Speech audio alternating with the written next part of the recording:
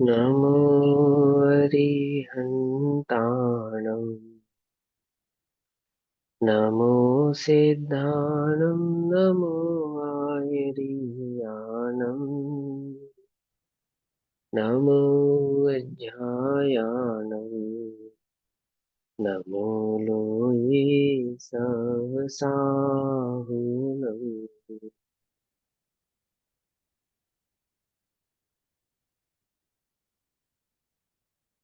मङ्गलं भगवान् वीरो मङ्गलं गौतमो गणे मङ्गलं कुन्दकुन्दार्द्यो जैनधर्मोऽस्तु मङ्गलम् सर्वमङ्गलमाङ्गल्यं सर्वकल्याणकारकं प्रधानां सर्वधर्माणां जैनं जयतु शासनम् सर्वव्यापेकचेद्रूप स्वरूपाय परात्मने स्वोपलब्धिप्रसिद्धाय ज्ञानानन्दात्मने नमः।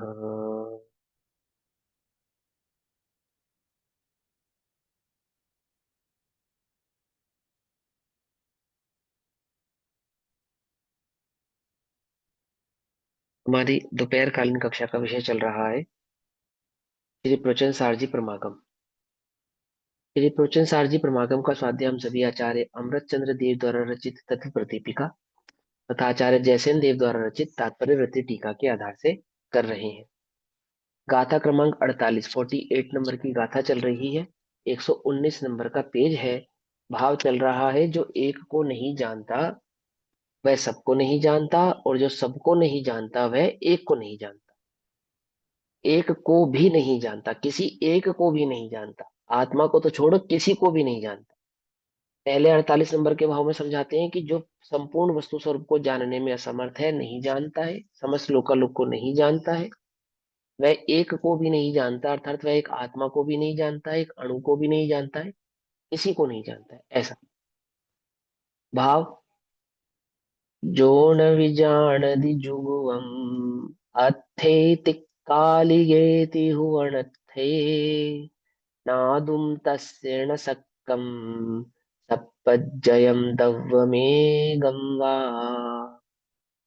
जो त्रिकाल त्रैलोकवर्ती द्रव्य को युग पद ग्रहे नहीं, पर्याय युत वह एक द्रव्य भी जान सके वह कभी नहीं। कभी तो जान सकेगा, कभी नहीं जान सकेगा, अर्थात जान ही नहीं सकेगा। ऐसा आचार्य देव हमको समझा रहे हैं। अब इसी गाथा को तात्पर्य वृत्ति टीका के आधार से समझेंगे। Page number 121। आचार्य अमृतचंद्र देव द्वारा समझी हमने ये गाथा, है ना। कि जिस प्रकार ज्ञान ज्ञेय को ज्ञाकार होकर जानता है, और वहां ज्ञेय को नहीं जानने के अभाव में ज्ञाकार होना असंभव है, और जिस ज्ञान में ज्ञाकार नहीं है वह ज्ञान वस्तु को पूर्णतया जानने में असफल होने के कारण जानता ही नहीं है। और जब संपूर्णतया वस्तु स्वरूप समझ में नहीं आएगा तो स्व संवेदन आत्म अनुभव को भी वैभाव प्राप्त होने वाला नहीं है, है ना। केवल ज्ञान की महिमा करने के पश्चात केवल ज्ञान सब कुछ जानता है, इस बात की सिद्धि यहाँ पर की है। फिर कहते हैं 121 नंबर के पेज पर, देखो, किसी प्रकार का छल ग्रहण ना हो। 1000-2000 साल पहले भी ये छल ग्रहण था कि केवल ज्ञानी सब कुछ जानते हैं या नहीं जानते हैं। और आज भी कुछ लोगों के चित्त में ये मत है कि केवल ज्ञानी पर को नहीं जानते। ठीक है ना। पर को नहीं जानते हैं कहने का तात्पर्य कुछ और है, और वास्तव में वे पर को जानते हैं या नहीं जानते हैं ये समझना, ये बात थोड़ी अलग है ना। पर को नहीं जानेंगे तो संपूर्ण वस्तु व्यवस्था को जानने में वे असमर्थ है, वस्तु स्वरूप जानने में असफल हो जाएंगे। और एक सिंपल सी बात समझो आप, कि आत्मा का अनुभव करने के लिए भी पर को जानना अनिवार्य है, क्योंकि पर को जानकर ही आत्मा उससे अलग तत्व है। यह बात ज्ञान निर्णयात्मक भाव पर पहुंच सकता है, निर्णय पर पहुंच सकता है। जब पर को जानेगा ही नहीं तो ज्ञान भेद विज्ञान कर कर कैसे समझेगा कि यह मैं हूं और यह मैं नहीं हूं। ठीक। तो किसी भी तर्क से यह बात वास्तविक बात नहीं है। किस बात की? ज्ञान पर को नहीं जानता, अर्थात केवल ज्ञानी लोकालोक को नहीं जानते। संपूर्ण जिनागम का भाव यह है कि केवल ज्ञानी लोकालोक को जानते हैं। पहले ये सिद्धि करो तो तुम्हें लोकालोक के स्वरूप की सिद्धि होगी। लोकालोक के स्वरूप की सिद्धि होने पर तत्व की सिद्धि होगी, और तत्व की सिद्धि होने पर स्वपर प्रकाशक भाव में स्व तत्व की सिद्धि होगी। ठीक। अब क्या कहते हैं आचार्य जयसेन देव, 121 नंबर पेज। अब जो सर्व को नहीं जानता है, जो ऐसा मानता है कि केवल ज्ञानी सर्व को नहीं जानते हैं, तो अगर कोई ऐसा जगत में है जो सर्व को नहीं जानता है, तो वह एक को भी नहीं जानता है, इस प्रकार विचार करते हैं। सर्व को नहीं जानता है कि दो अर्थ समझना। यहाँ तो केवल ज्ञान की सिद्धि कर रहे हैं, इसलिए सर्व को नहीं जानता है की अपेक्षा से बतला रहे हैं लोकालोक, पूरे विश्व को नहीं जानता है। और एक अर्थ इसका ये भी करो कि जो पर को नहीं जानता है, तो वह स्व को भी नहीं जानता है, एक को भी नहीं जान सकता। जो एक को भी नहीं जान सकता वो स्व को भी नहीं जान सकता। वो एक कोई और थोड़ी है, वो एक मैं ही हूं। वो जो एक है, जिसको जानने की बात तो मैं करता हूं और बाकी सबको नहीं जानने की बात मैं करता हूं, तो आचार्य देव कहते हैं कि जो सर्व को नहीं जानेगा, वो एक को भी नहीं जानेगा। और वो एक कोई और नहीं, मैं आत्मा ही हूं। यानी कि पर को नहीं जानेगा तो स्व को भी नहीं जानेगा, स्व के स्वरूप का भी ज्ञान नहीं होगा, स्व का स्वरूप भी लक्षित नहीं होगा। क्या कहते हैं? एक चीज पूछ जो रही हूँ भैया करता जी नहीं। मैं, एक मिनट, मैं एक चीज पूछ रही हूँ कि मेरा जानना स्वभाव है या केवल ज्ञानी का हाँ, जानना स्वभाव है, तो वो सबको हाँ, जानते हैं और वो सब जो हाँ, है पर पूरे गे मतलब गेयाकार होते हैं मेरे उसमें, पर हाँ, मेरी खुद की स्वयं की आत्मा भी गेयाकार होती है क्या? कैसे हाँ, जानते मेरी हैं? स्वयं की हाँ सुनो, ज्ञाकार का मतलब क्या होता है? मतलब जो आकार है बाहर, या मेरा ज्ञान उस आकार में हो जाता है। आकार का वही तो मैं जानना चाहता हूँ, ज्ञाकार से आप क्या समझते हैं? मैं ये समझती हूँ कि जो चीज नहीं भी है और मेरे ध्यान में है, तो उसका आकार मेरा ज्ञान उस आकार में हो जाता है, तो मैं उसको जानती हूँ। ऐसा है क्या? हाँ, बिना कोई बात आकार नहीं, के भी समझो। विचार नहीं है। मैं समझ गया आपकी बात, मैं आपकी बात समझ गया। सुनो सुनो, ध्यान से समझो। बहुत सिंपल सी बात को समझना। ज्ञान का जो जानना है, वो जानना ज्ञाकार युक्त है। क्या कहा? ज्ञान का जो जानना है, ज्ञान जानता है या नहीं जानता है? जानने का काम इस विश्व में ज्ञान ही करता है ना, और तो कोई द्रव्य नहीं करता, और तो कोई गुण नहीं करता। तो ये जो जानने का कार्य ज्ञान करता है, ये ज्ञान स्वभाव से ही ज्ञाकार होकर जानता है। जिसको भी जानेगा ज्ञाकार होकर जानेगा। रहेगा तो ज्ञानाकार ही, जैसे अग्नि पत्ते को जलाएगी, रहेगी तो अग्नि ही, लेकिन वो ईंधन का आकार लेती है। ईंधन का आकार लेते हुए ईंधन नहीं होती, रहती अग्नि ही है, संपूर्णतया अग्नि ही रहती है। ऐसे ही ज्ञान संपूर्णतया ज्ञान ही रहता है, लेकिन जिसको भी जानता है, जो भी वो द्रव्य है जिसको वह जान रहा है, उस जानने की प्रक्रिया में ज्ञाकार प्रकट होता है। एक बात पहले ये समझो। दूसरी बात, अब आपने कहा कि जब वो स्वयं को जानेगा तो स्वयं को भी ज्ञाकार होकर जानेगा, कि बिल्कुल 100%, 100%। आत्मा, आत्मा की जो अनुभूति है ना, अनुभूति, वो अनुभूति भी ज्ञाकार है। और आत्मा का जो असंख्यात प्रदेश अनंत गुणात्मक प्रत्यक्ष जानना है, जो केवल ज्ञान में संभव है, तो वह भी ज्ञाकार रूप से है। ज्ञान का जो जानना है, जिसको हम प्रतिभास भी कहते हैं, जिसको हम आत्मानुभव की अपेक्षा से भी समझे, स्वसंवेदन। स्वसंवेदन जो ज्ञान के जानने में आता है, वो भी ज्ञाकार होकर ही जानने में आता है। अब अटक कहां पर है हमारी, कि हम ज्ञाकार का अर्थ समझते हैं किसी प्रकार का आकार, कोई चित्र। ज्ञाकार हमारी दृष्टि में क्या है? कोई चित्र, जबकि वहां ज्ञाकार का अर्थ चित्र नहीं है। वहां ज्ञाकार का अर्थ है कि जिस भी ज्ञ को जाना, उस ज्ञ का स्वरूप। जैसे फॉर एग्जाम्पल, आप मिठास को जानते हो या नहीं जानते हो? यह जानते हैं। तो आपके ज्ञान में मिठास का ज्ञाकार बनता है या नहीं बनता है? बनता है। तो कैसा बनता है ज्ञाकार मिठास का? क्या समझे? नहीं समझे? अब किन्हीं लोगों को क्या लगता है कि ज्ञान में मिठास का ज्ञाकार नहीं बनता। अगर ज्ञाकार नहीं बनता तो फिर मिठास को कैसे जाना? समझे नहीं समझे? ये त्रुटि है, ये तो गड़बड़ है। हम जब ज्ञाकार की चर्चा करते हैं, ज्ञानाकार और ज्ञाकारों की चर्चा करते हैं, तो वहां पे हम सिर्फ और सिर्फ कौन से गुण की पर्याय लेते हैं? वो जो आकारमय गुण है, उनकी पर्यायों को ले लेते हैं। लेकिन क्या ज्ञान सिर्फ आकारों को पहचानता है क्या? है? वस्तु तो गुण या आदि गुणों की जो आकार की पर्याय है, बस उन्हीं को पहचानेगा, बाकियों को नहीं पहचानेगा। बोलो। तो शक्कर को पहचाना तो किस आकार से पहचाना शक्कर को? शक्कर का क्या आकार बनाया ज्ञान ने? समझना ध्यान से। खुशबू को पहचाना तो खुशबू का क्या आकार बनाया ज्ञान में? ज्ञान में खुशबू का ज्ञ आकार बना। बना या नहीं बना? पहला सवाल तो यही है। अब जिनको लगता है नहीं बना, तो प्रश्न तो यही उठेगा ना, जब ज्ञान ज्ञान में ज्ञाकार ही नहीं बना तो जाना कैसे? जाना कैसे? तो हमारे समझने में जो त्रुटि है वो आकार के संदर्भ में है। हम की ज्ञाकार किसको समझ रहे हैं, है ना बस समझ में। तो खुशबू को जानेगा, स्वाद को जानेगा, स्पर्श को जानेगा, ऐसे ही आत्मा को जानेगा, स्वसंवेदन भाव से जानेगा। जैसे स्थूलता से सर्दी गर्मी का भी आप वेदन ही करते हैं ना, सर्दी गर्मी का भी आप वेदन ही करते हैं ना। तो ज्ञान जब सर्दी गर्मी को जानता है, तो सर्दी गर्मी का आकार बनाता है, ट्रायंगल, सर्कल, रेक्टेंगुलर, क्या बनाता है? ये आकार तो बनाता है, ज्ञाकार तो बनता है। लेकिन क्योंकि ज्ञाकार का अर्थ एक आकृति विशेष नहीं होता, तो हमें ये समझना पड़ेगा कि ज्ञान की उस जानने की प्रोसेस का नाम ही ज्ञाकार है। उस ज्ञ का जो ज्ञान में झलकना हुआ, उस झलकने का नाम ही ज्ञाकार होना है। आती है वो समझ में? क्योंकि उदाहरण कितना स्थूल है, दर्पण का, पानी का। तो जो हमारा उपयोग है, या ये कहो जो हमारा दिमाग है, वो चित्रों में अटक जाता है। हमारी दृष्टि में ज्ञाकार का मतलब हो गया चित्र, जबकि वहां ज्ञाकार का अर्थ चित्र नहीं है। समझे नहीं समझे? देखो यहाँ पेज नंबर 120 पे भी एक लाइन लिखी है, दूसरे नंबर की लाइन, जिसका आकार है, ब्रैकेट में क्या लिखा है? स्वरूप लिखा है ना। तो वस्तु का जैसा स्वरूप है वैसा ज्ञान जानता है, उस स्वरूप के जानने का नाम ज्ञाकार है। हम इसको भाई बस समझ में? अनुभूति भी कह सकते हैं। नहीं, क्यों कहेंगे अनुभूति उसको हम? ये जानना और अनुभूति नहीं अनुभव में होती, अंतर होता है। जानने जानने में और अनुभूति अंतर में होता और है। अनुभूति में फर्क है। अंतर होता है, देखो। अनुभूति में तो जो स्व संवेदन भाव होता है ना, उसको अनुभव कहते हैं।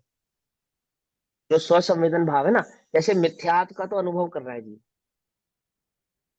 क्या कहा? श्रद्धान है ना जो उसका, जिसमें वो स्थिर है, पर भाव के एकत्र भाव में स्थित है वो। पर मैं हूं, पर से मैं सुखी दुखी होता हूँ, ऐसा जो मिथ्यात्व का परिणाम है, उस परिणाम का तो वह अनुभव कर रहा है। जैसे क्रोध का अनुभव करना, कषाय का अनुभव करना, मान का अनुभव करना, माया का अनुभव करना। समझे मेरी बात? नहीं समझ में? थोड़ा सा अंतर है, जानना और अनुभूति में क्या अंतर है? अनुभूति भी जानी ही जाती है, पर अनुभूति अहम भाव वाली होती है। अंतर समझ में नहीं है? जैसे फॉर एग्जाम्पल, अगर हम ज्ञाकार को अनुभव मानेंगे, तो फिर जब लोकालोक जानने में आएगा केवल ज्ञान के, तो क्या उसको भी अनुभव मानेंगे कि वो लोकालोक का अनुभव करते हैं, ऐसा मानेंगे? ऐसा तो नहीं मान सकते ना, क्योंकि अनुभव तो वो अपने आत्मा का करते हैं, और जानते समस्त लोकालोक को है। तो वहां पे जानने का और ज्ञाकार का अर्थ अनुभव नहीं है। ये बात भी है कि जो अनुभूति है वो भी ज्ञाकार स्वरूप ही होती है, लेकिन ज्ञाकार से और अनुभूति एक नहीं होते, अलग अलग होते हैं। समझ रहे हैं मेरी बात को? जैसे अरिहंत भगवान आत्मा का अनुभव कर रहे हैं कि हाँ कर रहे हैं, तो उस अनुभव को जो जान रहे हैं वो भी ज्ञाकार है। और उसी समय लोकालोक को जान रहे हैं या नहीं जान रहे कि हाँ जान रहे हैं, वो भी ज्ञाकार है। तो दो ज्ञाकार हो गए ना वहां पे, एक स्वज्ञ का ज्ञाकार हो गया, एक परज्ञ का ज्ञाकार हो गया। लेकिन जो स्वज्ञ का ज्ञाकार है उसमें तो अहम पना है, अनुभव कर रहे हैं, और परज्ञ का अनुभव नहीं कर रहे। मेरे दुख को केवल ही जानेंगे या नहीं जानेंगे, पर अनुभव नहीं करेंगे। अनुभव तो अपने सुख को ही करेंगे। नारकी के, निगोदिया के दुखों को केवल ही जानते हैं या नहीं जानते हैं? किस किस निगोदिया ने आकर तुमसे बताया कि मैं दुखी हूं? बताया आज तक किसी निगोदिया ने आकर तुमको? तो तुमको कैसे पता वो दुखी है? तुमको कैसे मालूम? किसी एक इंद्र ने, दो इंद्र ने, तीन इंद्र ने आकर तुम्हारे कान में बोला कि मैं बहुत दुखी हूँ? नहीं बोला। तो तुमको कैसे पता वो दुखी है और अनंत दुखी है? कैसे पता चला? जे त्रिभुवन में जीव अनंत सुख चाहे दुखते भयवंत, कैसे मालूम चली तुम्हें ये बात? किसने बताई तुमको कि वो अनंत दुखी है? केवल ज्ञानी परमात्मा ने। केवल ज्ञानी ने, भगवान ने बताया। नरक का नारकी दुखी है या नहीं दुखी है? यह दुखी है। तुमसे आकर बताया था या तुम मिलने गए थे उससे? कौन आया था एक दूसरे के पास? कोई नहीं आया। किसने बताया कि नरक का नारकी दुखी है? कि नरक का नारकी तो जानता ही है अपने दुख को, लेकिन उसको दुख को जानने वाले केवल ही भगवान। समझे ना मेरी बात को, है ना? स्वर्ग के देवता दुखी हैं, किसने बताया? वो जानने वाले केवल ही भगवान। लेकिन उसके दुख को जानकर क्या वे उसके दुख का अनुभव भी कर रहे हैं? अनुभव तो नहीं कर रहे ना। तो वहां ज्ञाकार का मतलब अनुभव नहीं है, ठीक है ना? लेकिन जब अनुभव होगा, अपने आत्मा का भी अनुभव होगा, तो वह भी अपने जानने में ज्ञाकार स्वरूप ही होता है। ये थोड़ा सा पेचीदा भाव है ज्ञान और ज्ञ का, लेकिन इसको बुद्धि से समझो तो सब बात समझ में आए। ठीक, और मेरी बात को अन्यथा नहीं लेना। ज्ञान और ज्ञ के संबंध में जब चर्चाएं होती हैं तो बहुत थोड़े लोगों की चर्चाओं को ही सुनकर मैं संतुष्ट हो पाया हूँ, ठीक है ना? सबकी चर्चाओं को सुन के संतुष्ट नहीं पता, क्योंकि वो क्या गलती कर रहे हैं वो स्पष्ट दिखता है, स्पष्ट समझ में आता है। सबसे पहले तो वो आकार का अर्थ नहीं करते। सभी लोग जिनसे भी चर्चा करोगे आकार के संदर्भ में, सब आकार की चर्चा करते हैं। आकार कहते किसे हैं, ये मालूम ही नहीं। एक भी चर्चा देख लो आप, मैं अपनी बढ़ाई नहीं कर रहा हूँ, मैं एक बात कर रहा हूँ इन जनरल। हाँ, इन जनरल बातें करने का जो तरीका है, जो आचार्य देव हमको समझाना चाहते हैं, या जहां तक हमें सोचना चाहिए, जितनी गहराई से हमें उसे समझना चाहिए, हम प्रयास नहीं करते उसको उतनी गहराई से समझने का। उथला उथला, बिल्कुल उथला उथला। समझाने वाले ने उथला उथला समझाया और समझने वाले ने उससे भी उथला समझा। समझे? और चिंतन तो फिर भैया हम जी, कुछ करते ही नहीं। हाँ जी। मैं ये कह रहा हूँ कि अभी आपने जो अग्नि का उदाहरण के रूप में बताया, ये पता दुर्गा तो अग्नि में हो गया भूखता है ना। अग्निमय हुआ तो वो अग्नि प्राणमय हो गई। आपका शायद नेटवर्क खराब है, मुझे ना आपकी आवाज मतलब मेरे तक आई नहीं। आपने जो बात बोली मैं वो प्रश्न समझ नहीं पाया। इतना ही समझा मैंने बस, अग्नि के संदर्भ में आपने कुछ पूछा, लेकिन क्या पूछा वो मैं नहीं समझ पाया, है ना? या तो आप लिख कर भेज दो तो हम देख लेंगे, ठीक है? और या कक्षा के बाद संदेश हो हाँ, आपका शायद नेटवर्क इशू है, या कक्षा के बाद समझ लेंगे। क्योंकि बात सूक्ष्मता से मुझे लग रही है, समझ में आती हुई तो अपना काम है, लेकिन मैं थोड़ा कमजोर हूँ। आप तो अभी कोई बात नहीं, पाठशाला मैं में विद्यार्थियों से सबसे कमजोर। नहीं नहीं, देखिए अंकल जी, आपकी आवाज ना, सुनिए सुनिए, आपकी आवाज बहुत ज्यादा ब्रेक हो रही है, बात समझ में नहीं आ रही है। ठीक है, आप थोड़ा, अगर हमारी हाँ, आवाज आप थोड़ा तक आ हो रही है तो रही आप बस ब्रेक। सिर्फ सुनो। हाँ, अगर हमारी आवाज आप तक आ रही है तो आप बस सिर्फ सुनो अभी। और आपसे चर्चा करेंगे जरूर, आपका प्रश्न भी समझूंगा, उसका उत्तर भी ठीक है, अवश्य दूंगा, पूरी कोशिश करूंगा देने की। अब ये समझते हैं हम, अब 121 नंबर के पेज पे आ जाओ। हाँ, ठीक है, तो जो प्रश्न था ज्ञाकार के संदर्भ में वो क्लियर हो गया, ठीक। एक बात अनुभूति के संदर्भ में जो था वो क्लियर हो गया। आंटी जी, और कोई प्रश्न हो आपको तो पूछ सकते हो आप, ठीक है ना? बड़े ध्यान से समझना इसके संदर्भ को, छल ग्रहण करके नहीं जाना, कोई भी नहीं जाना। जो प्रश्न हो पूछ लेना बेझिझक। ये मत समझना कि इस क्वेश्चन अच्छा है या बुरा है या सिली सा तो नहीं है, ऐसा नहीं सोचना। अपना काम करना है हमें, है ना? कोई क्या सोचता है ये नहीं देखना। अभी देखो 121 नंबर का पेज। अब जो सर्व को नहीं जानता है वह एक को भी नहीं जानता है, इस प्रकार विचार करते हैं। तात्पर्य जो ना भी जान दे, जो करता नहीं जानता है। अब यहाँ पे लिखा ना, जो करता नहीं जानता है, आचार्य जयसेंद्र की यही शैली है। अर्थात जो जानने का करता है, कौन है जानने का करता? वह आत्मा। तो जो आत्मा जानता है, अगर हम ये कहें कि वो नहीं जानता है, क्या नहीं जानता है? ये प्रश्न इस प्रकार नहीं जानता है, उत्तर युगपद एक क्षण में नहीं जानता है। बड़े ध्यान से समझना आचार्य जयसेंद्र की बात को, वो क्या कहते हैं?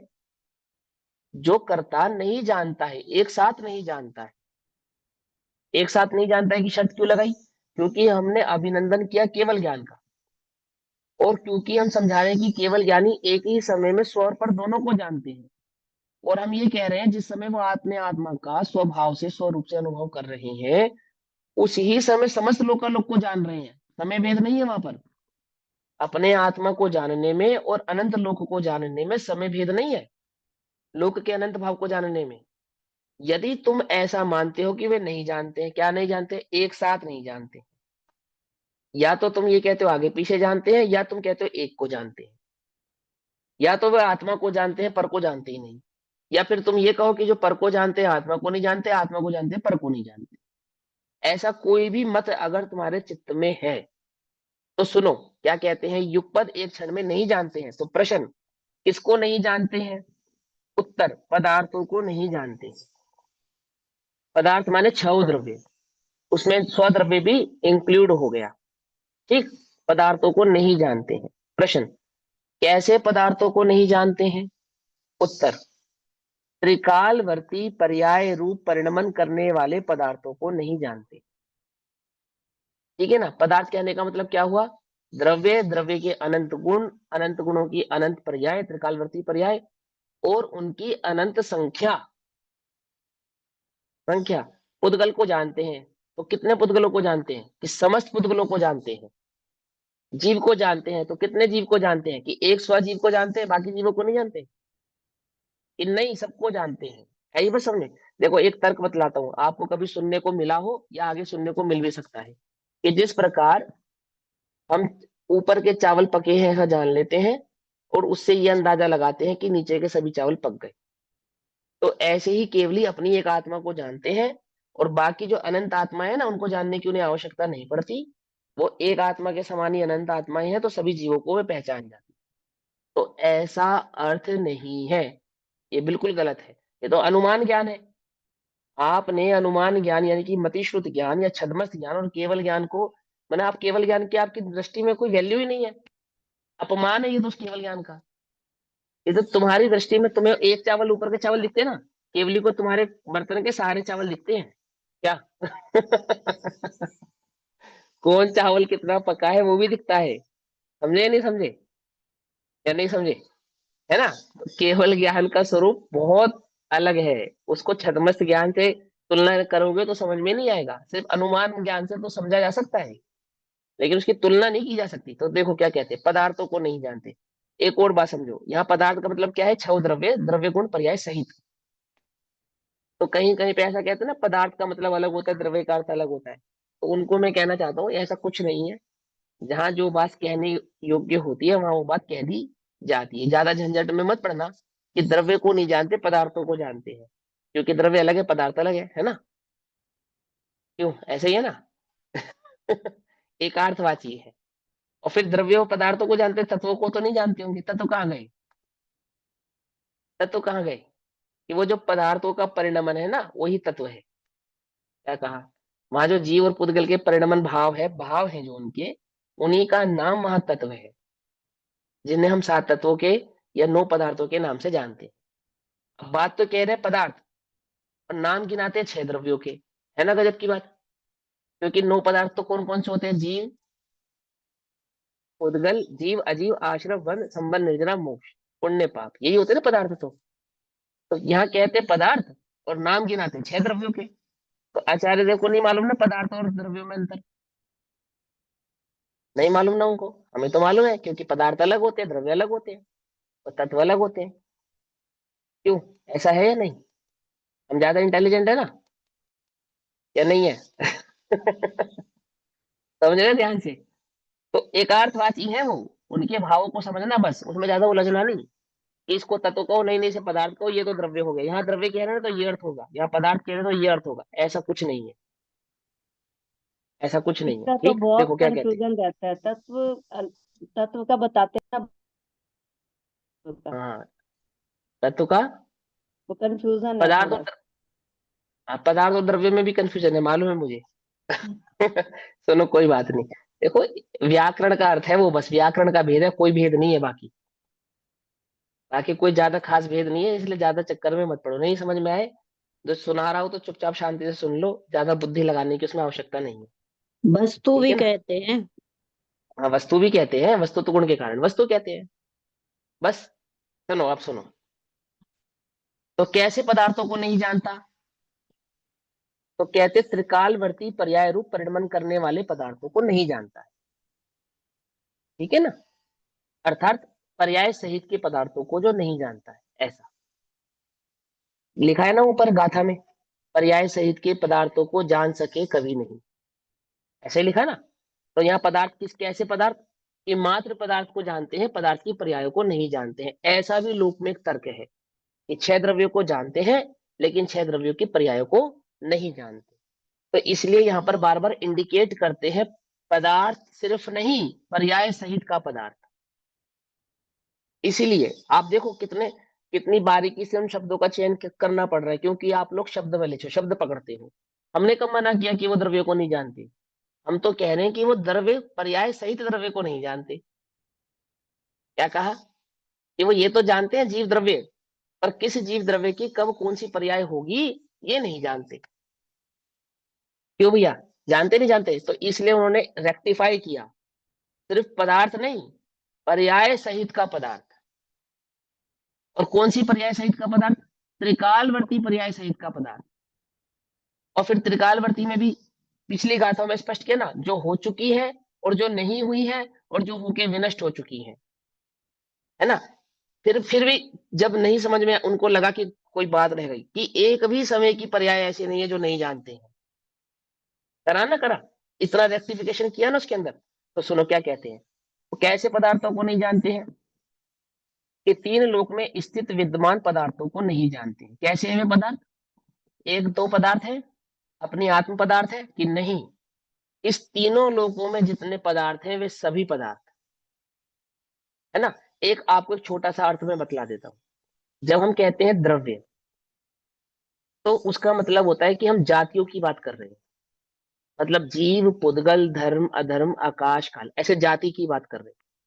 लेकिन जब हम कहते हैं पदार्थ, तो हम द्रव्य जमा संख्या की बात कर रहे हैं। समझे या नहीं समझे? समझे? जैसे जैसे मैंने कहा जीव द्रव्य, तो जीव द्रव्य कहकर और जीव पदार्थ कहा, तो जीव पदार्थ कहने का मतलब हुआ कि इस लोक में कितने जीव पदार्थ हैं?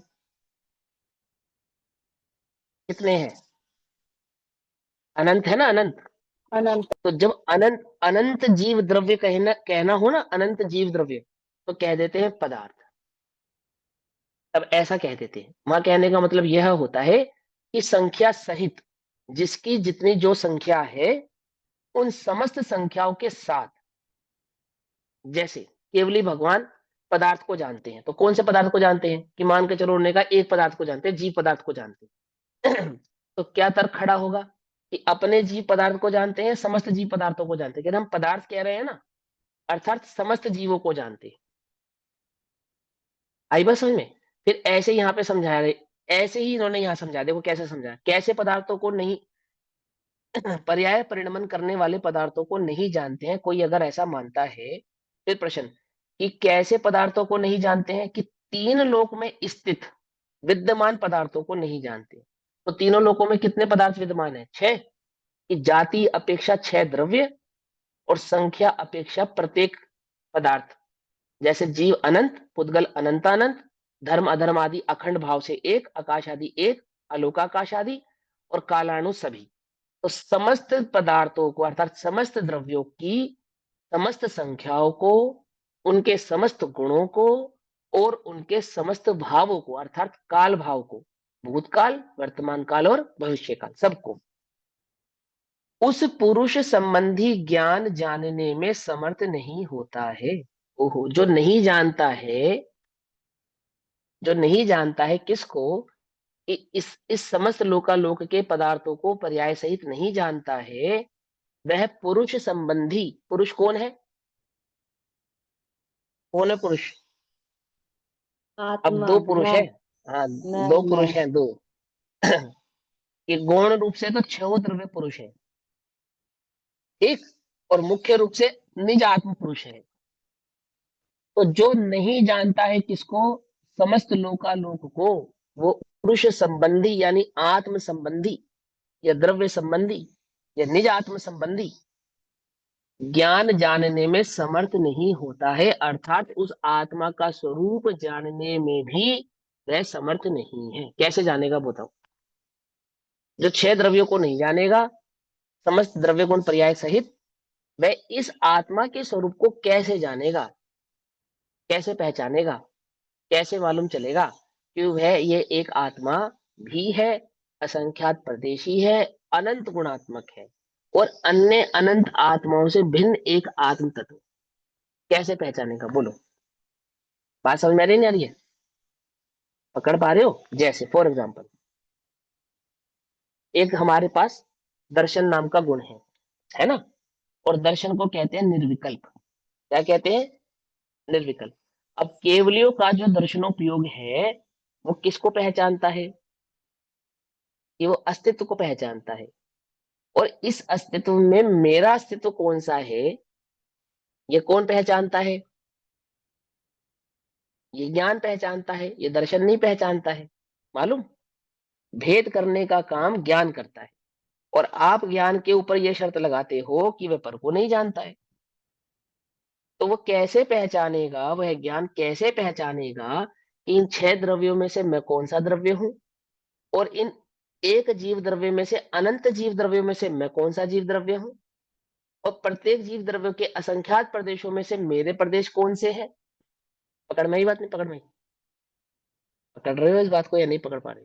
ये कैसे पहचानेगा, कैसे सिद्धि करेगा उस आत्मा के संपूर्ण रूप, भाव और स्वभाव की, कि कैसा है वह आत्मा? आती है समझ में? तो क्या कहा? जो नहीं पहचानेगा उस आत्मा को भी जानने में समर्थ नहीं है। प्रश्न, किसको जानने में समर्थ नहीं होता है? किसको? किसको जानने में समर्थ नहीं होता है? उत्तर, ये पदार्थों को जानने में समर्थ नहीं होता है। क्यों? क्योंकि अपने आत्मा को भी ज्ञेय भाव से ही जानता है, जिसको स्वज्ञेय कहा, और पर द्रव्य को भी ज्ञेय भाव से जानता है, उनको पर ज्ञेय कहा। तो कौन सा ज्ञेय स्वज्ञेय है और कौन सा ज्ञेय पर ज्ञेय है, ये कैसे निश्चित करेगा? कैसे मालूम चलेगा उसे? बताओ। जो ज्ञेयों को नहीं जानता, अर्थात वह आत्मा को भी नहीं जानता, ऐसा। ठीक। प्रश्न, किस विशेषता वाले ज्ञेय पदार्थों को जानने में समर्थ नहीं होता है? आप किन ज्ञेय पदार्थों की बात कर रहे हो कि वो नहीं जानता है? कि हम अनंत पर्यायों सहित, अर्थात अंत रहित पर्यायों सहित एक पदार्थ को जानने में समर्थ नहीं होता है। जो ज्ञान अनंत पर्यायों सहित पदार्थ को जानने में समर्थ नहीं है, वो ज्ञान निज चैतन्य भगवान आत्मा को जानने में भी समर्थ नहीं है। प्रश्न, कितनी संख्या सहित? देखो आ गया ना, कितनी संख्या सहित? इतना इतना स्पेशली आपको समझाया जा रहा है कि कोई समझे कि एक जीव द्रव्य नहीं। कितनी संख्या सहित? कि ज्ञेय पदार्थों को जानने में समर्थ नहीं होता। ज्ञेय पदार्थों की कितनी संख्या है? कौन कौन सी कितनी संख्या वाले ज्ञेय पदार्थों को स्वीकार करें हम? कि एक भी ज्ञेय पदार्थ को जानने में समर्थ नहीं होता। किसी एक को तो जान सकता है ना, एक को तो जान सकता है ना। बोले एक को भी नहीं जान सकता। जो लोकालोक को नहीं जान सकता, कि वो आत्मा को तो जान सकता है ना, कि वो आत्मा को भी नहीं जान सकता। अब आप इस बात को जरा ध्यान से समझना, आगे भी समझाता हूं मैं आपको, फिर रिपीट कर रहा हूं जानबूझकर, लेकिन आप लोग इस बात पे ध्यान दो। रिक्वेस्ट है मेरी आपसे।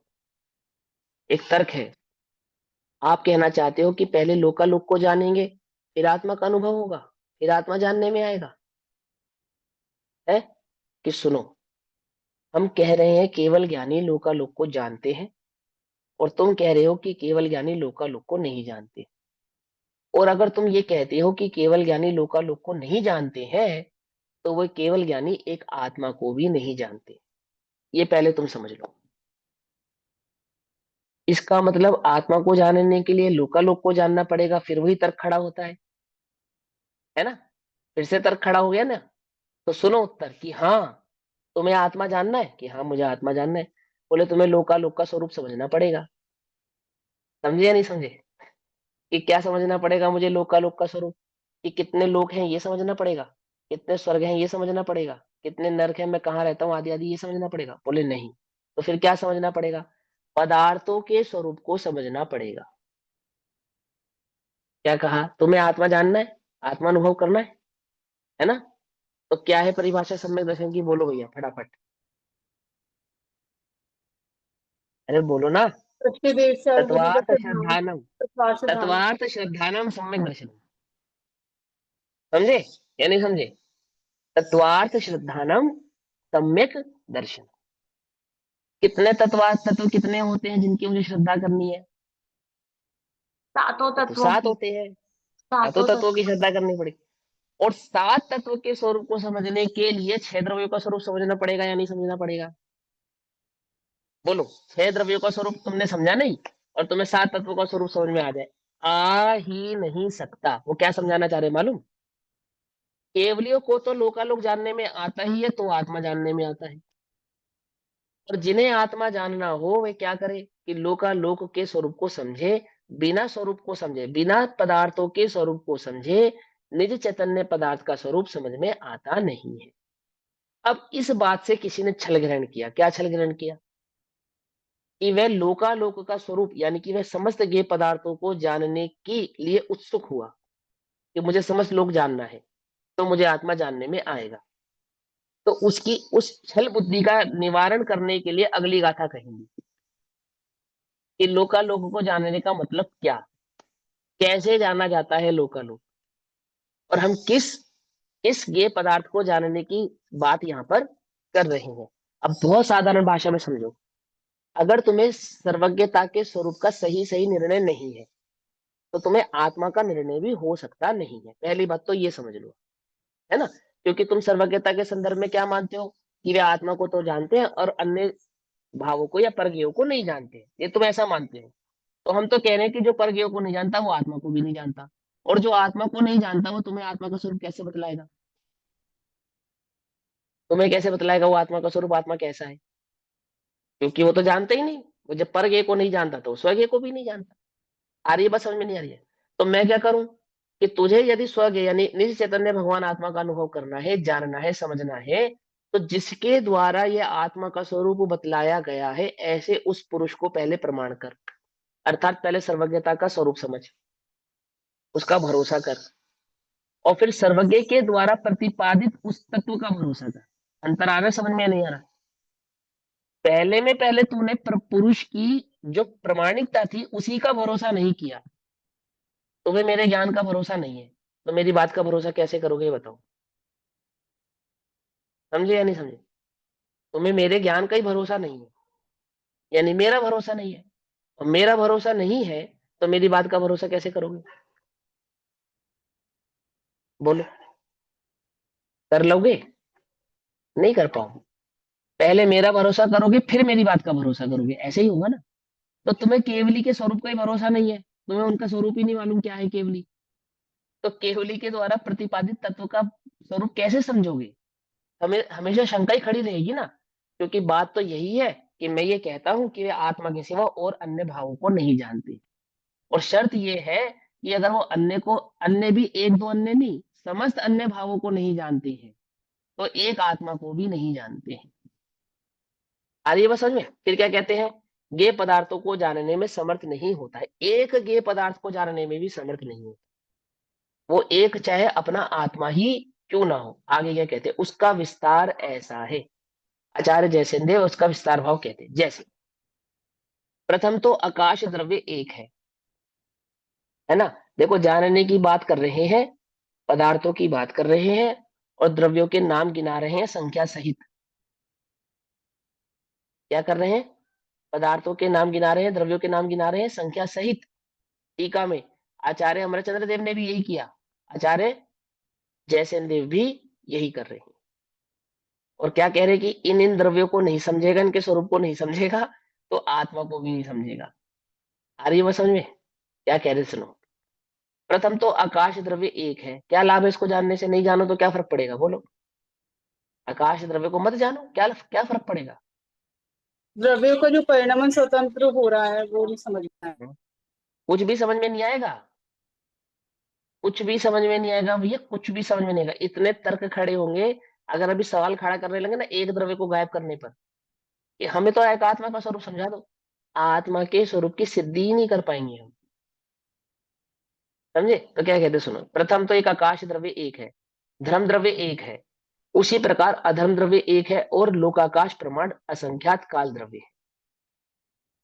उससे अनंत गुणे जीव द्रव्य है, उनमें भी अनंत गुणे पुद्गल द्रव्य है।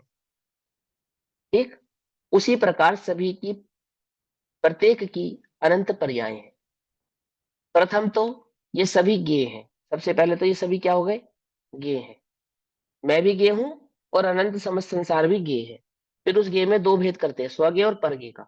तो वो बात हम पहले समझ चुके हैं, इसलिए यहाँ पे स्थूलता से कथन कर रहे हैं। वह सभी ज्ञेय है और वहां एक विवक्षित जीव द्रव्य ज्ञाता है, एक स्वज्ञेय है। ये सभी ज्ञेय है और एक ज्ञाता है, अर्थात उनको जानने वाला है ना। एक विवक्षित जीव द्रव्य कैसा है? जो उन समस्त ज्ञेयों को जानने वाला है। ठीक, इस प्रकार वस्तु का स्वभाव है। इस प्रकार क्या है? ये वस्तु का स्वभाव है। एक ज्ञेय है, एक ज्ञाता है। ज्ञेय कितने हैं? कि ज्ञेय तो इतने हैं, और ज्ञाता कितना है? कि उसमें कोई एक विवक्षित ज्ञाता है, अर्थात जो जानता है वो ज्ञाता है। जीव द्रव्य की संख्या तो गिना दी उन्होंने अनंत, और सभी की सभी ज्ञाता है। लेकिन विवक्षित ज्ञाता माने क्या? कि तुम जानते हो तो तुम्हारे जानने से मैं नहीं जानूंगा। जैसे केवली को लोग जानने में आ रहा है, तो हमें जानने में आ रहा है या नहीं आ रहा है? नहीं आ रहा। इसका मतलब उनका जानना हमारे जानने के किसी काम आया? ये कोई काम नहीं आया। लेकिन उनका जानना हमारे जानने में काम आया, कि उन्होंने जानकर हमें जो वस्तु स्वरूप समझाया उसका भरोसा कर कर हम भी केवल ज्ञान को प्रकट कर सकते हैं। है ना सियाद बात? है ना सियाद बात? इस सियाद बात भाव को समझो। तो केवली लोकालोक को जानते हैं, हम जानते हैं या नहीं जानते? नहीं जानते। तो वो एक विवक्षित ज्ञाता वो जो जानता है। क्योंकि हम यहाँ पर केवली के स्वरूप की चर्चा कर रहे हैं, तो वो एक विवक्षित ज्ञाता केवली ज्ञान, केवल ज्ञान के धारी भगवान है, जो उस लोकालोक को जान रहे हैं। एक है, अनंत है? केवली कितने हैं? एक है, अनंत है? कितने हैं? अनंत है, वैसे अनंत है, पर हाँ, अपने में तो वो एक ही है ना। एक ही तो समझे? जानेंगे सब। मतलब अनंत केवली है। हम, क्योंकि हम जीव क्योंकि हम जीव विशेष की नहीं, पद विशेष की चर्चा कर रहे हैं। पद एक है, केवली पद एक है। क्या कहा? केवली पद एक है। उस पद पे जीव कितने हैं? जीव तो अनंत है। तो हम एक कहकर वह केवली पद की बात कर रहे हैं। उस एक पद को प्राप्त करने वाले समस्त जीव एक हो गए। है तो अलग अलग। एक हो गए मतलब एम्बोज नहीं हो गए, अलग अलग ही है। लेकिन क्योंकि पद अपेक्षा से बात चल रही है ना, केवली यानी कि जो सबको जानता हो, उसमें अर्यंत भी है और सिद्ध भी है, सभी आ गए उसके अंदर। तो देखो क्या कहते हैं, इस प्रकार वस्तु का स्वभाव है। वहां जिस प्रकार अग्नि, अब देखो उसी उदाहरण को आचार्य जयसेन देव समझाने की फिर से कोशिश करेंगे। नहीं समझ में आएगा तो दूसरा उदाहरण देंगे। देखो क्या कहते हैं, वहां जिस प्रकार अग्नि समस्त दाह, दाह को ब्रैकेट में क्या लिखा? ईंधन को जलाती हुई, समस्त दाह निमित्तिक समस्त दाहकार पर्याय से परिपूर्ण, परिणमित। देखो, ईंधन को भैया जलाती हुई, ईंधन मतलब क्या होता है? फ्यूल होता है? ईंधन माने जो जलने के लायक हो। जैसे पत्ता जल रहा है तो पत्ता फ्यूल हो गया, लकड़ी जल रही है तो लकड़ी ईंधन हो गई। समझे ना? फ्यूल माने आज की डेट में हम जो सीएनजी पेट्रोल उनको फ्यूल समझते हैं, वो फ्यूल नहीं। एलपीजी, सीएनजी और पेट्रोल, फ्यूल माने जिसमें जलने की शक्ति हो, वो सब फ्यूल है। तो लकड़ी में भी जलने की शक्ति है, पत्ते में भी जलने की शक्ति है। ऐसी जगत में बहुत सारी वस्तुएं जिनमें जलने की शक्ति है, कपड़ा है, फोम है, आदि आदि बहुत सारी बातें है ना। तो जिनमें जलने की शक्ति है उसको ईंधन कहते हैं। तो उदाहरण के तौर पे मान के चलो, एक सूखे पत्ते में आग लगी, लग गई। फिर क्या हुआ कि समस्त दाह निमित्तिक, दाह क्या है? ईंधन यानी कि सूखा पत्ता। निमित्तिक, किसमें निमित्त है वो? कि समस्त दाहाकार, दाहाकार माने पत्ते का आकार, संपूर्ण पत्ते का आकार। दाह माने ईंधन। हमने ईंधन के तौर पर यहाँ पर समझने के लिए सूखा पत्ता लिया है। तो दाह आकार का मतलब क्या हो गया? ईंधन का आकार। तो ईंधन का आकार पर्याय से परिणमित, यानी कि जो ईंधन का आकार था उस ही आकार रूप में परिणमित संपूर्ण एक दहन स्वरूप, अर्थात जो पूर्णतः है तो अग्नि ही, है तो अग्नि ही, उष्ण रूप परिणमित घास के पत्ते आदि के आकार रूप अपने को, अर्थात अपने स्वभाव को परिणमित करती है। स्पष्ट लिखा है ना? कितना कितना आचार्य देव ने स्पष्ट ही लिखा है। क्या करती है अग्नि, कि जब सूखे पत्ते में लगती है तो अग्नि का आकार सूखे पत्ते जैसा हो जाता है, लेकिन अग्नि पत्ता नहीं बन जाती, अग्नि रहती अग्नि ही है। इतनी सी बात लिखी है यहाँ पे। समझ में आई है तुम्हें? नहीं समझ में आई? ये तो प्रत्यक्ष है ना, अपनी आंखों से देखा ना हमने। दिया सलाई जैसी रहती है ना, लकड़ी जलती है, माचिस की तीली जलाते हो तो अग्नि का आकार कैसा जलता है? माचिस की तीली जितनी लंबी जितनी बड़ी होती है उसी आकार से वो जलती चली जाती है, बस उसी भाव को ग्रहण करती चली जाती है ना। उसी प्रकार यह आत्मा समस्त ज्ञेयों को जानता हुआ, समस्त ज्ञेय हेतुक अर्थात ज्ञेय जिसमें निमित्त है, यह आत्मा समस्त ज्ञेयों को जानता हुआ और ज्ञेय जिसमें निमित्त है, ऐसे समस्त ज्ञेयाकार पर्याय से परिणमित सकल एक अखंड ज्ञान रूप से अपने आत्मा को परिणमित करता है, जानता है और निर्णय करता है। अर्थात आत्मा जब ज्ञेयों को जानता है तो ज्ञान ज्ञेयाकार रूप परिणमित होता हुआ उन ज्ञेयों को जानता है, परंतु सकल भाव से एकमात्र ज्ञान ही रहता है। अरे ये बात समझ में? नहीं समझ में आए तो पूछना भैया। आकार बदलता है का मतलब घोड़े से बैल बन जाता है, ऐसा नहीं करता है। आकार बदलता है का मतलब क्या हुआ, कि आकार का मतलब क्या हुआ, कि ऐसा का वैसा स्वरूप उस ज्ञान में परिणमित होता है, अर्थात जानने में आता है। और अच्छे से समझना हो ना तो ये ज्ञाकार को समझो, आप इस बात को समझो कि ज्ञान में यदि शक्कर की मिठास का ज्ञाकार नहीं बने तो मैं मिठास को भोग रहा हूं, ये ज्ञान तुम्हें होने वाला नहीं है। ज्ञाकार का मतलब क्या होता है, कि मानो मैंने शक्कर को चखा। ये किसका कमाल है? ये किसका कमाल है? ज्ञान ने शक्कर को जाना या ज्ञान ने शक्कर को चखा? क्या है बताओ उत्तर? कि आप कहोगे कि भैया ज्ञान ने शक्कर की मिठास को जाना है, जाना चखा नहीं है, ये कहोगे ना। शक्कर को लेकिन तुम अपने आप से जाना। पूछो कि तुम्हें क्या लगता है, कि मैंने जाना है ऐसा लगता है या मैंने चखा है ऐसा लगता है? फील कैसा होता है? अपने के बाद ही तो पहचान होगी ना शक्कर की तो। पूरा का हाँ पूरा ही लेकिन खा लिया। ऐसा वेदन ठीक में है, आता है, चखा है पर ऐसा सवाल वेदन में। पूछ सकते हो। हाँ सवाल ये है कि मैं, एक तो होता है जैसे जैसे मैंने पेंसिल को जाना, और ऐसे ही मैंने कहा कि ऐसा ही मैंने शक्कर की मिठास को जाना, तो इसके जानने में और शक्कर की मिठास के जानने में कुछ अंतर लगता है तुम्हें या नहीं लगता है? लगता ज्ञान है ना, ने भास को है ना। जाना जैसे चख लिया हो। जैसे मान लो वो ज्ञान में प्रवेश ही कर गया हो, है ना। ये जो प्रवेश कर गया है ना, इसको ज्ञाकार कहते हैं। पिछली गाथा है अगर तुम्हें याद हो तो। ये मानो ज्ञेय ज्ञानगत हो गया हो, ऐसा जाना। ये कैसे जाना? बोले ये ज्ञाकारों का कमाल है, इसे कहते हैं ज्ञाकार। आकार नहीं है वो, अर्थात उसके स्वरूप को इतने ऐसा जाना मानो वह ज्ञान में ही प्रवेश कर गया हो, अर्थात ज्ञान उस रूप हो गया हो। इसको कहते हैं कि ज्ञान का ज्ञाकार रूप परिणमित हो जाना, मानो संपूर्ण ज्ञान ही मिठास हो गया हो, आत्मा ही पूरा मिठास हो गया हो, है ना। फील गुड होता है ना मीठा खा के, कैसे होता है?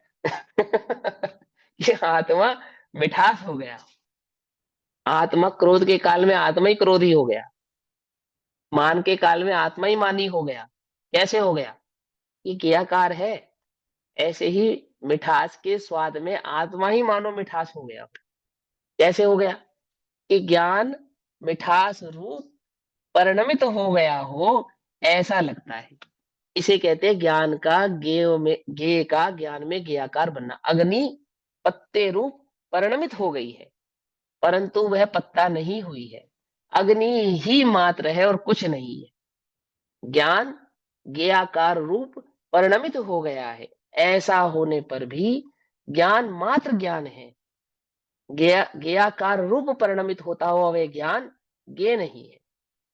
ये समझा रहे हैं आपको। ये थोड़ा सा मुझे मालूम है, ये समझना थोड़ा सा टिपिकल लगता है, लेकिन जब तुम्हें समझ में आ गया ना तो तुम्हें कितना मजा आएगा तुम सोच नहीं सकते। बहुत ज्ञान के संबंध में इस ज्ञेयाकार को तो सबसे जरूरी है समझना, और इसी को आचार्य वैचित्र्य शक्ति कहते हैं ज्ञान की। ये ज्ञान की वैचित्र्य शक्ति है जिसके कारण ज्ञान में ज्ञेय बनता है। अब हम कहते हैं कि ज्ञान ज्ञेय को जानता ही नहीं है, तो आचार्य कहते हैं फिर गे कहाँ से बनता है? आचार्य ये कहते हैं, हम कहते हैं ज्ञान गेय को जानता ही नहीं है, तो आचार्य कहते हैं फिर गे कहाँ से बनता है? अग्नि है जगत में, तो ये अग्नि पत्ते का आकार क्यों ले रही है, ये बताओ, क्यों ले रही है? क्यों लिया इसने पत्ते का आकार? क्या जरूरत थी इसे पत्ते का आकार लेने की? यदि ये पत्ते का आकार नहीं लेती तो क्या ये अग्नि नहीं होती? अग्नि तो होती। पत्ते का आकार क्यों लिया? ये तो हम तुम्हारी बात मानते हैं कि अग्नि पत्ता नहीं हुई है, ये बात हम तुम्हारी स्वीकारते हैं। हमें तो तुम इस बात का जवाब दो कि अग्नि ने पत्ते को जलाया या नहीं जलाया, ये कैसे सिद्ध करोगे? तो इस सिद्ध करने के लिए अग्नि को पत्ते के आकार का होना पड़ेगा। ज्ञान ने ज्ञेय को जाना या नहीं जाना, ये कैसे सिद्ध करेंगे कि ज्ञान में ज्ञेयाकार का होना, ज्ञेयाकार रूप होना ज्ञान को पड़ेगा? तो ये सिद्ध करेगा कि ज्ञान ने ज्ञेय को जाना। और अगर तुमने ये सिद्ध कर दिया कि ज्ञान ने ज्ञेय को नहीं जाना, तो तुम्हें ये समझना पड़ेगा फिर ज्ञान स्वज्ञेय को भी नहीं जान सकता। तुम्हें ये स्वीकार करना पड़ेगा, और फिर वह ज्ञान किसी काम का नहीं। सारे जगत को जाने चाहे नहीं जाने, जब अपने को ही नहीं जाना, तो ऐसे ज्ञान का हम क्या करेंगे? और अगर अपने को जानना है तो समस्त ज्ञेयों को जानना पड़ेगा। क्योंकि ऐसा ही उसका स्वभाव है। अरे समझे, थोड़ा सा फिजिक्स लग रहा होगा बिल्कुल एकदम। देखो ध्यान से, जब फिजिक्स पढ़ते थे ना हम, हमारे भी सर के ऊपर से चली जाती थी कि क्या कहना चाह रही है, टाइम वेलोसिटी समझा समझा के दिमाग खराब हो गया। पर कुछ समझ में नहीं आया है। लेकिन ऐसा नहीं है, ये फिलोसफी गजब है। देखो सुनो, हाँ तो क्या कहते हैं, गे आकार पत्ते आदि के आकार रूप अपने को, अपने स्वभाव को परिणमित करती है, उसी प्रकार यह आत्मा समस्त ज्ञेयों को जानता हुआ, ये बड़े ध्यान से समझना, यह आत्मा समस्त ज्ञेयों को जानता हुआ, फिर क्या हुआ कि समस्त ज्ञेय हेतुक, अर्थात समस्त ज्ञेय जिसमें निमित्त है, ऐसे समस्त ज्ञेयों का ज्ञेय आकार, ज्ञान में जो ज्ञेय आकार बना ना, उसका निमित्त कौन है? उसका निमित्त है समस्त ज्ञेय। अग्नि जो पत्ते के आकार वाली हुई, उसका निमित्त है पत्ता। आई बात समझ में? ज्ञान की अपनी स्वयंगत योग्यता है कि उसमें ज्ञेयाकार बनता है। ये बात स्वतंत्रता में जब हम समझाते हैं तो ऐसे ही समझाते हैं। लेकिन निमित्त कहने का तात्पर्य ऐसा नहीं है। वहां ये समझाना चाहते हैं कि ज्ञेयों ने ज्ञान में ज्ञेयाकार नहीं बनाया, ज्ञान में जो ज्ञेयाकार बना है वो ज्ञान की अपनी योग्यता से बना। लेकिन इसका अर्थ ये नहीं है कि ज्ञान ने ज्ञेय को जाना ही नहीं। दोनों अर्थों को ध्यान से समझना। ज्ञान में ज्ञेयाकार बना, बोले हाँ बना। किसने बनाया? कर्ता कर्म संबंध सिद्ध करो पहले, तो बोलेंगे कि ज्ञेयों ने नहीं बनाया। तो किसने बनाया? बोले ये ज्ञान की स्वयंगत योग्यता है कि वह अपना ज्ञेयाकार बनावे, तो ये ज्ञान ने स्वयं बनाया है। अच्छा, दूसरी बात, तो फिर ज्ञान ने ऐसा ही ज्ञेयाकार क्यों बनाया, अन्य ज्ञेयाकार क्यों नहीं बनाया? तो क्या कहेंगे, उसमें परज्ञेय निमित्त है। क्या है उसमें परज्ञेय निमित्त? निमित्त का अर्थ क्या होता है कि ज्ञेयों ने ज्ञान में ज्ञेयाकार नहीं बनाया। निमित्त का क्या अर्थ हुआ कि ज्ञेयों ने ज्ञान में ज्ञेयाकार नहीं बनाया। पत्ते ने अग्नि को पत्ते रूप परिणमित नहीं किया, लेकिन अग्नि में पत्ते रूप परिणमित होने की शक्ति होने के कारण अग्नि पत्ते रूप परिणमित हो गई। क्या कहा, समझे? नहीं समझे? फिर समझाता हूं। देखो सुनो, एक कागज लेना, कागज, ठीक। अब उदाहरण तो हिंसक है, लेकिन समझाने के लिए समझा रहा हूं। एक कागज लेना, उसको बीच में से गीला कर लेना और उसके एक साइड से आग लगा देना, तो कितना कागज जलेगा? अरे कितना कागज जलेगा, सीधा सीधा जो समझ। सूखा कागज है वो जितना जल जाएगा, गीला नहीं है, हाँ, सूखा गीला सूखा है जो सारा वो जल नहीं जाएगा। जलेगा। हाँ, जितना सूखा सूखा था उतना उतना जल जाएगा, है ना? तो जो गीला गीला कागज था वो क्यों नहीं जला? क्योंकि उस समय उसमें जलने क्योंकि की पानी में योग्यता क्षमता नहीं है। नहीं है अग्नि रूप प्रज्वलित हाँ, होने की। उसका नहीं संयोग किया जलने ना की उसने, तो जलने जरूरत की नहीं है। योग्यता नहीं है। वैसे नहीं, सिंपल सिंपल उदाहरण है बिल्कुल, है ना? ऐसे ही पत्ता जला, तो क्यों जला? क्योंकि पत्ते में जलने की योग्यता थी, इसलिए जला। कागज में जलने की योग्य, जिस कागज के परमाणु में जलने की योग्यता थी, कागज के वो परमाणु जल गए। और अग्नि पत्ते के आकार रूप ही क्यों हुई? अग्नि कागज के आकार रूप ही क्यों हुई? क्योंकि अग्नि में जैसे पत्ते में जलने की योग्यता थी, वो जला, ऐसे ही अग्नि में उस आकार को ग्रहण करने की योग्यता थी, इसलिए उस अग्नि ने उस आकार को ग्रहण किया। समझना पड़ेगा ध्यान ध्यान ध्यान से इस बात को। जैसे जो जलने का, जिसमें जलने की योग्यता नहीं है, अग्नि उसे नहीं जला सकती, ऐसे ही यदि ज्ञान में ज्ञेयाकार रूप परिणमित होने की क्षमता ना हो तो ज्ञेय ज्ञान में ज्ञेयाकार नहीं बना सकती। समझ में आ रही बात? नहीं समझ में आ रही है? तो जब हम कर्ता कर्म सिद्ध करेंगे संबंध, तो क्या कहेंगे कि ज्ञान में ज्ञेयाकार बना, तो इस ज्ञान में ज्ञेयाकार बनाने का कारण कौन, कर्ता कौन? तो ज्ञान में ज्ञेयाकार बनाने का कर्ता तो स्वयं ज्ञान ही है। ज्ञेयों ने ज्ञान में ज्ञेयाकार नहीं बनाया, ज्ञान की स्वयंगत योग्यता से ही ज्ञान ज्ञेयाकार रूप बना है। एक बात। फिर कि सेम टू सेम ऐसा ज्ञेयाकार ही क्यों बना है? अग्नि पत्ते रूप ही क्यों परिणमित हुई है? कि वो अग्नि और पत्ते का निमित्त नैमित्तिक संबंध है, ऐसे ही वो ज्ञान और ज्ञेयों का निमित्त नैमित्तिक संबंध है। इसका ये अर्थ बिल्कुल भी नहीं है कि अग्नि ने पत्ते को नहीं जलाया, अर्थात ज्ञान ने ज्ञेयों को नहीं जाना, ये अर्थ नहीं है इसका। ज्ञान ज्ञेयों को जानता है और ज्ञेय ज्ञान में ज्ञेयाकार नहीं बनाते हैं, ज्ञान स्वयं ही अपने ज्ञेयाकारों को बनाता है। तुमने इससे ये कैसे सिद्ध करा कि क्योंकि ज्ञान ने ज्ञेयाकार स्वयं बनाया तो इसलिए उसने ज्ञेय को जाना भी नहीं? ये कहां से सिद्ध कर दिया तुमने? अग्नि पत्ते रूप परिणमित हुई है तो पत्ते का निमित्त हुआ है तभी हुई है ना, बिना पत्ते के निमित्त के थोड़ी अग्नि पत्ते रूप परिणमित हो गई है। ऐसे ही ज्ञान में जो ज्ञेयाकार बना है उसमें पर ज्ञेय निमित्त हुआ है ना, बिना ज्ञेय को जाने थोड़ी ज्ञान ज्ञेयाकार रूप परिणमित हो गया है। आ रही है बात? समझ नहीं आ रही है? तो देखो भैया दो प्रकार के कर्ता, यहाँ पे ये दो ये दो हाँ जी दो प्रकार के संबंध समझना पहले कर्ता कर्म के अंदर। एक ज्ञप्ति रूप क्रिया, एक उत्पत्ति रूप क्रिया। दो क्रिया समझाई थी आचार्य देव ने 4 गाथा 5 गाथा पहले, एक ज्ञप्ति रूप क्रिया, एक उत्पत्ति रूप क्रिया।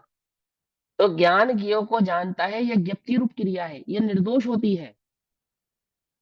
और ज्ञान में जो ज्ञेयाकार बनता है ये उत्पत्ति रूप क्रिया है। क्या कहा?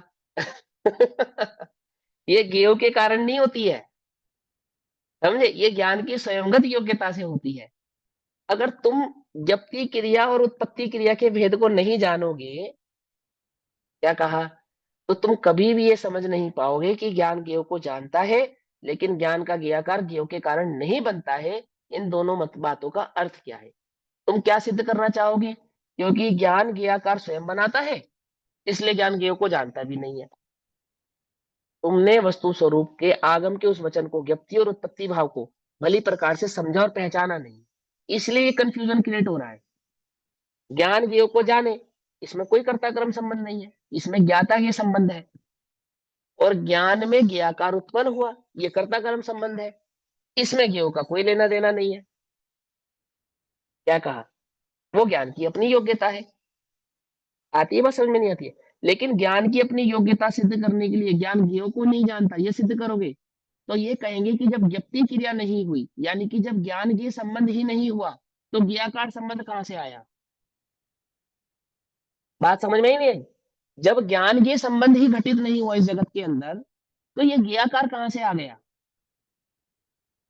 कहां से आ गया? अगर पहला संबंध घटित करोगे तो ज्ञेयाकार सिद्ध होगा।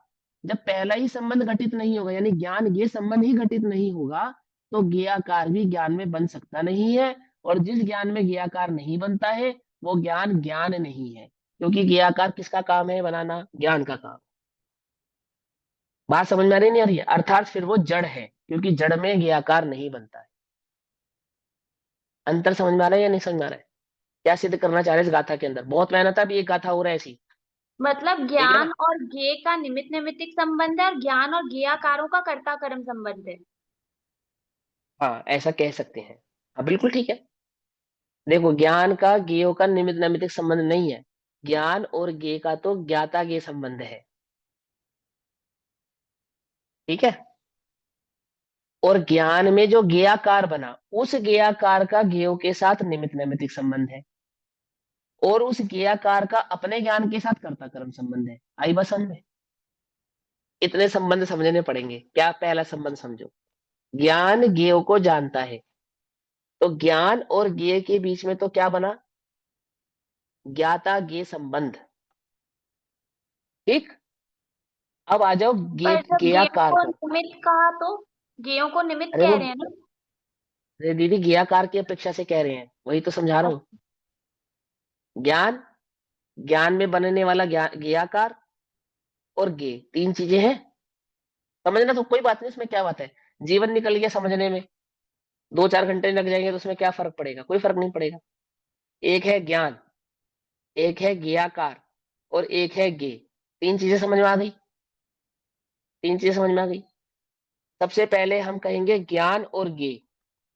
तो ज्ञान और ज्ञेय ये पहला संबंध है, इसको कहते हैं ज्ञाता ज्ञेय संबंध। अगर ये पहला संबंध स्वीकार करोगे तो फिर दूसरी बात खड़ी होती है ज्ञेयाकार। अगर पहला ही संबंध स्वीकार नहीं किया, डिनाई कर दिया, तो फिर दूसरे नंबर पे आने की आवश्यकता ही नहीं, क्योंकि ज्ञेयाकार किसका बना? कुछ नहीं बना। ज्ञेयाकार जैसी कोई चीज नहीं है इस दुनिया में, अगर ज्ञान के संबंध नहीं है तो। समझ में आई बात? नहीं समझ में आई? तो हमने स्वीकार किया कि हाँ, ज्ञान के संबंध है, तो ये तो संबंध हो गया ना। एक होता है कर्ता कर्म संबंध, एक होता है ज्ञाता ज्ञेय संबंध। तो ज्ञान और ज्ञेय के बीच में कौन सा संबंध है? कर्ता कर्म संबंध नहीं है, ज्ञाता ज्ञेय संबंध है, ठीक। तो हमने कहा कि ज्ञान तो सामान्य है, और जब ज्ञाता ज्ञेय संबंध घटित हुआ तो ये ज्ञान विशेष भाव से परिणमित हुआ। ज्ञान का सामान्य और ज्ञान का विशेष, याद है ना? तो ज्ञान तो सामान्य है, और जब ज्ञान का ज्ञेय के साथ ज्ञाता ज्ञेय संबंध घटित होता है तो ज्ञान में एक विशेष भाव खड़ा होता है। ज्ञान के उस विशेष को ज्ञेयाकार कहते हैं। तो प्रश्न उठेगा कि ज्ञान में बनने वाले ज्ञेयाकार का कारकर्ता कौन? आई बात समझ में?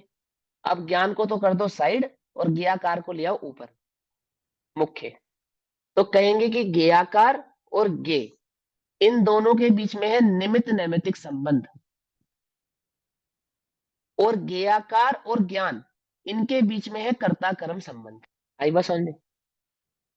क्लियर हुआ या नहीं क्लियर हुआ? अगर ज्ञान के संबंध सिद्ध करोगे तो ज्ञेयाकार खड़ा होगा, और ज्ञान के संबंध ही डिनाई कर दोगे तो ज्ञेयाकार की चर्चा करना मूर्खता है, सिद्ध ही नहीं होता, हो ही नहीं सकता, फिर ज्ञेयाकार नहीं हो सकता। और आचार्य देव कह रहे हैं कि जो ज्ञान ज्ञेयाकार रूप हुआ ही नहीं, उस ज्ञान ने कुछ जाना ही नहीं। तुम पर की छोड़ो, अपने को भी नहीं जाना। अरे ये बात समझ में नहीं समझ में? पकड़ पाए इस बात को, है ना? अब 5 मिनट तो एक्स्ट्रा हो गए हैं 5 मिनट और ले लेता हूँ, ये बात पूरी कर देता हूँ। देखो क्या कहती, बड़े ध्यान से समझना। उसी प्रकार यह आत्मा समस्त ज्ञेयों को जानता हुआ, ये तो हुआ पहला संबंध। ज्ञान किसको जानता है? ज्ञेयों को जानता है, ज्ञान ज्ञेय संबंध। ज्ञान ज्ञेयों को जानता हुआ, ये पहला संबंध हो गया। जब ज्ञान ने ज्ञेयों को जाना तो क्या हुआ? तो दूसरा संबंध खड़ा हुआ, ज्ञेयाकार। उसको कहते हैं निमित्त नैमित्तिक संबंध। तो समस्त ज्ञेय हेतुक, अर्थात समस्त ज्ञेय जिसका कारण है, ऐसे समस्त ज्ञेयाकार पर्याय से, ज्ञेयाकार पर्याय कहाँ क्रिएट हो रही है? ज्ञेयाकार की पर्याय कहाँ बन रही है? ज्ञान में बन रही है, ज्ञान में बन रही है ना। तो ज्ञेयाकार पर्याय से परिणमित सकल एक अखंड ज्ञान रूप अपने आत्मा को परिणमित करता है। अर्थात जो ज्ञेयाकार रूप परिणमित हुआ है, वो ज्ञेयाकार परिणमन कहाँ हुआ है? ज्ञान में हुआ है। वो ज्ञान ही मात्र ज्ञेयाकार नहीं, पूरा का पूरा आत्मा ही ज्ञेयाकार रूप परिणमित हो गया है, क्योंकि ज्ञान ही आत्मा है और आत्मा ही ज्ञान है, पहले समझा चुके। और इसी प्रकार से वह आत्मा जानता है और निर्णय करता है। अभी दो समझ में आ गए? पहला हुआ ज्ञान के संबंध, तो बना ज्ञान में ज्ञेयाकार संबंध। अगर पहला ही संबंध घटित नहीं हो रहा, यानी ज्ञान के ही संबंध घटित नहीं हो रहा, तो ज्ञान और ज्ञानाकार संबंध, ज्ञेयाकार संबंध ही खड़ा होने वाला नहीं। ये पहला तर्क समझा दिया उन्होंने। अब दूसरा तर्क समझो। उसी प्रकार, और जिस प्रकार, अगर तुम कहते हो कि ज्ञान के संबंध ही नहीं हुआ, तो हम कह रहे हैं कि जब ज्ञान के संबंध नहीं हुआ तो ये ज्ञाकार कहाँ से आया, और जिस ज्ञान में ज्ञाकार नहीं है वो ज्ञान ही नहीं है। ये उदाहरण देंगे अब आपको। देखो कहते हैं जिस प्रकार वही अग्नि, पहले अग्नि क्या हुई थी, पत्ते में लगी थी और पत्ते के आकार रूप परिणमित हो गई थी। अब तुमने कहा कि अग्नि तो पत्ते के आकार रूप परिणमित हुई नहीं, तुमने ये कहा। तो कहते हैं अगर वही अग्नि पूर्वोक्त लक्षण वाले दाह को नहीं जलाती हुई, लक्षण क्या था, दाह का लक्षण क्या था, यानी पत्ते का आकार, तृण का आकार, लकड़ी का आकार, ये उसका लक्षण था।